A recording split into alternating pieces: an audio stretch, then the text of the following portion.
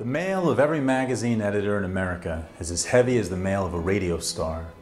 And what he finds in it, day in and day out, is simply the same dull, obvious, shoddy stuff.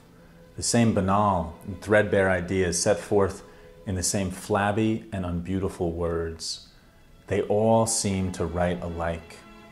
One and all, they lack the primary requisite of the imaginative author, the capacity to see the human comedy afresh, to discover new relations between things, to discover new significance in man's eternal struggle with his fate. Mencken was lamenting the state of writing a century ago, but he could have been writing about college essays. In his unflinching prose, he diagnoses the problem, everyone writes the same, and the solution, write something new by thinking different, by looking at something in a new way, by finding a new connection between things, or by interpreting something old in a new way. We're going to teach you some techniques for doing just that in this writing workshop. And that's going to be over the next 3 classes. But compelling college writing is compelling writing.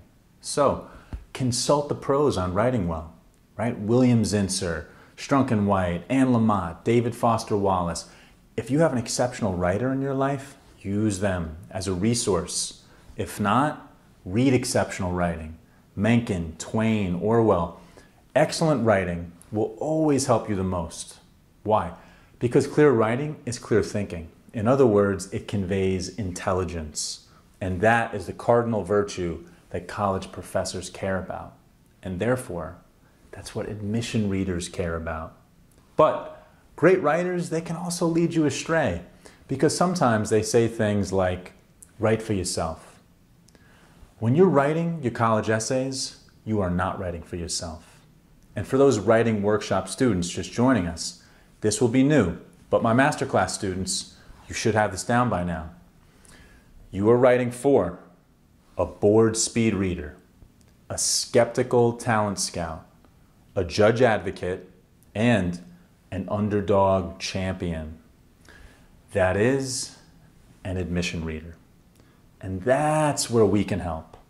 Because college admission writing, it's a unique genre. And if there's a secret to this genre, it's this. You need to figure out how to take personal activities, moments, beliefs, and intellectualize them with smart, imaginative, academic ideas to create something new and compelling. So, here's our plan for the next 3 classes to teach you our admitium alchemy. In class 6, we begin with the all-important question, what should you write about? The key insights here, you must write about academic ideas that you want to study. And that means you must do some research for your essays.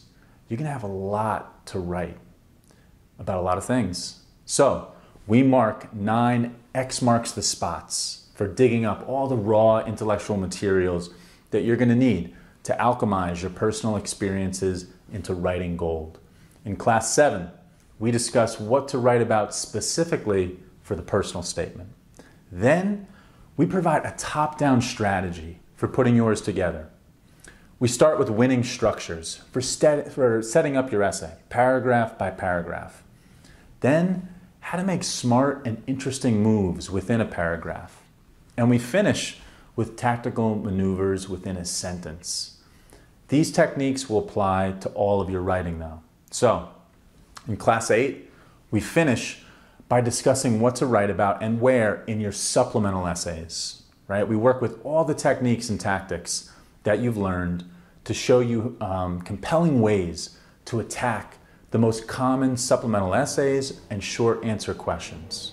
So, let's get to work.